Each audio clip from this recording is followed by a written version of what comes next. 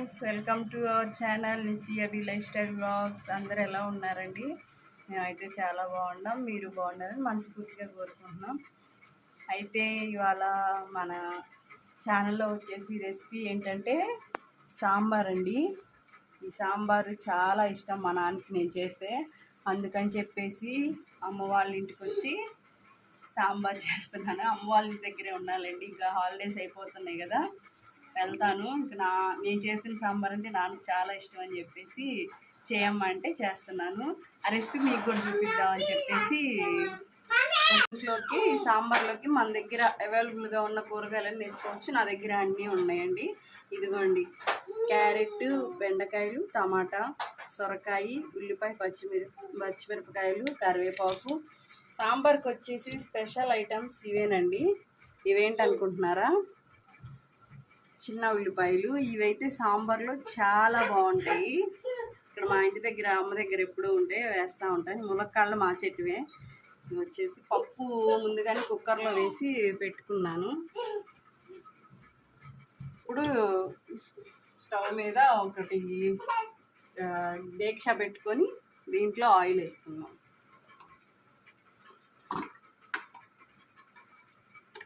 ఇదిగోండి, కొంచెం ఎక్కువగానే చేస్తాను కాబట్టి దీంట్లో ఒక 3 గరిటెలు వేసుకోండి.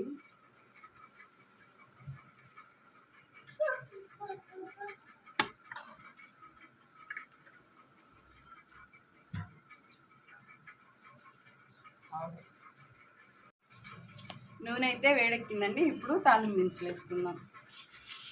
తాలింపు దినుసులు అంటే అన్నీ ఉన్నాయి, ఆవాలు అవన్నీ ఉన్నాయి. తాలింపు దినుసులు అయితే వేసుకున్నాం కదా, ఇప్పుడు అవి వేగుతున్నాయి.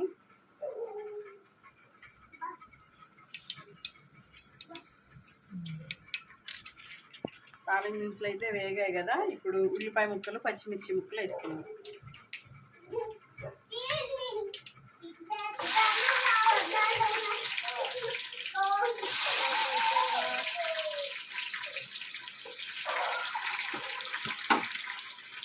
బాగా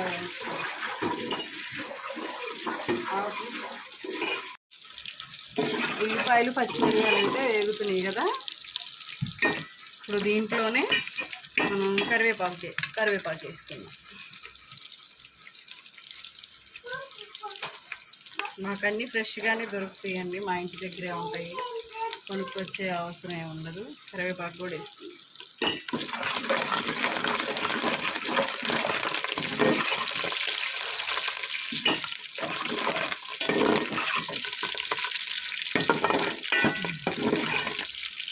ఇప్పుడు కరివేపాకు కూడా వేగింది కదండి, ఇవి వచ్చేసి ములక్కాడలో వేసుకున్నాం.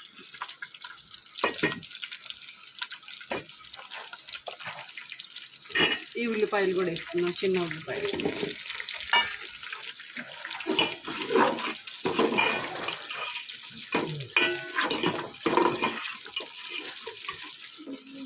ఇవి కూడా వేసుకున్నాయి కదా, ఇప్పుడు ఈ ముక్కలన్నీ వేసేసుకున్నాం.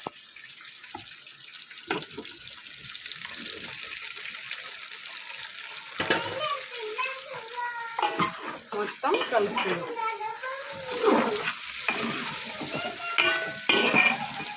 ఇవి మొత్తం ఒక 5 నిమిషాలు మూత పెట్టుకొని వేయించుకుందాం.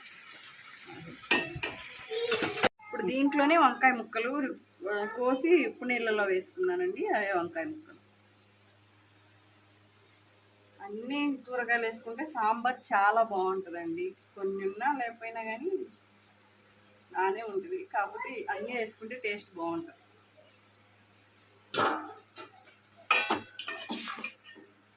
ఇప్పుడు మూత పెట్టుకొని ఒక 10 నిమిషాలు వేయించుకున్నాం. ఇప్పుడు ముక్కలు ఎంత పట్టి వేగినాయో చూద్దాం. చూసారా, కొంచెం మగ్గినాయి కదా ముక్కలు. ఇప్పుడు దీంట్లోనే కళ్ళుప్పు వేసుకుందాం. మీకు తెలుసు కదా, ఇది మనకి కొలత తెలుసు కదా, ఇంతైతే ముక్కలకు పడుతుంది.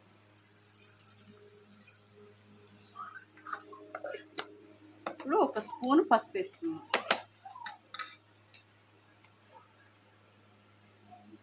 ఇంకో 1/2 స్పూన్ సరిపోతుంది.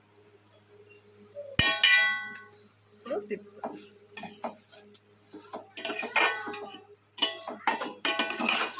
ఇప్పుడు వీటిని ఇంకో 10 నిమిషాలు వేయించుకుంటాం.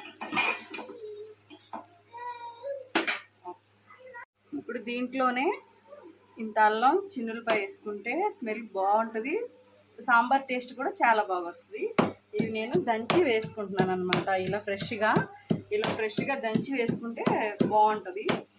ఇదిగోండి, మేము దీంట్లో చిన్న రోల్ ఉంది, అమ్మకి దీంట్లో దంచి వేసుకుంటాను. ఇదైతే అయిపోయింది, దాంట్లో వేసుకుందాం.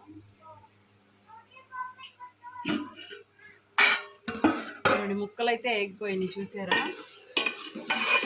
ఇలా మెత్తగా వేగాలన్నమాట. ఉల్లిపాయ చూడండి ఎలా మగ్గిపోయిందో. ఇప్పుడు దీంట్లోనే దంచి పెట్టుకున్న కచ్చపచ్చగా ఈ అల్లం వేద్దాం. వేసాం కదా,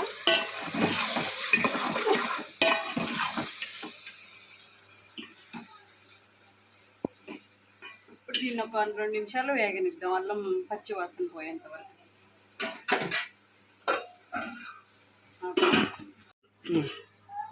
అల్లం పేస్ట్ కూడా వేగిపోయింది కదా. ఇప్పుడు దీంట్లో ఒక 2 స్పూన్లు కారం వేసుకుందామండి. ఎక్కువ వద్దు, సాంబార్ కాబట్టి 2 స్పూన్లు కారం.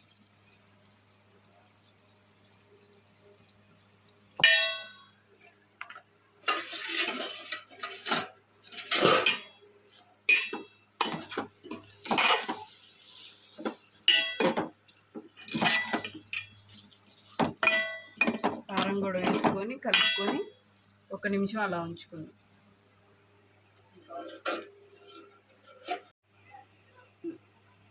ఇదిగోండి, ఈ సాంబార్లోకి ఒక నిమ్మకాయ సైజ్ అంత చింతపండుని నానబెట్టుకున్నాము. ఇప్పుడు ఇది పులుసు దాంట్లో పోసేసుకున్నాం.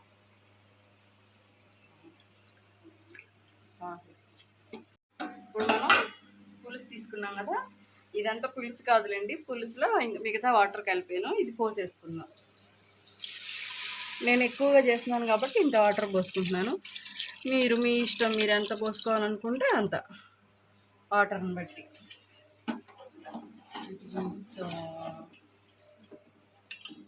ఇదిగోండి, పులుసు పోసుకున్నాం కదా. ఇప్పుడు ఇది బాగా తెరలాలన్నమాట. తెరలిన తర్వాత మనం పప్పు వేసుకుని మీకు చూపిస్తాం. ఓకే, తెరులుతుందేమో చూద్దామండి. చూసారా ఎలా తిరుగుతుంది, ముక్కలు కూడా బాగా ఉడికిపోయినాయి. దీంట్లో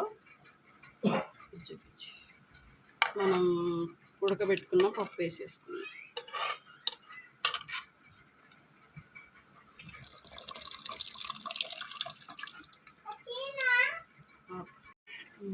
పప్పు కూడా వేసేసాం కదా, చూసారా ఎంత చిక్కగా వచ్చిందో. ఇలా ఉంటే సరిపోతుంది. మీకు చిక్కగా కాదు పలుచగా కావాలి అని అనుకున్నప్పుడు కొంచెం నీళ్ళైనా పోసుకోవచ్చు. ఇప్పుడు దీంట్లో ఇంకో ఇంగ్రీడియంట్ అయితే వేస్తాను, అదేంటి అనుకుంటున్నారా, ఇంత చిన్న ముక్క బెల్లం అయితే సరిపోతుంది. ఈ ముక్క బెల్లం కొద్దిగా నల్లగొట్టుకొని వేసుకున్నాం.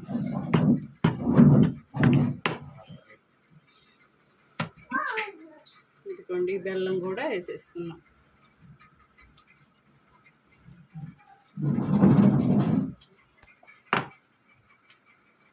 అంతేనండి. ఇప్పుడు బెల్లం వేసుకున్నాక ఒక 10 నిమిషాలు మూత పెట్టుకొని, నేను సాంబార్ పొడి ఇంట్లో చేసేసుకుంటాను, కానీ ఇప్పుడు మీకు కావాలన్నా వేసుకోవచ్చు. చూసారు కదా పప్పు వేసినాక సాంబార్ ఎలా తిరుగుతుందో. ఇంతేనండి, చాలా సింపుల్. మీరు కూడా ఒకసారి ట్రై చేయండి, చాలా బాగుంటుంది. చాలా సింపుల్గా చేసుకోవచ్చు సాంబార్, చాలా టేస్టీగా ఉంటుంది. Okay friends, subscribe my channel. Thank you for watching. Bye.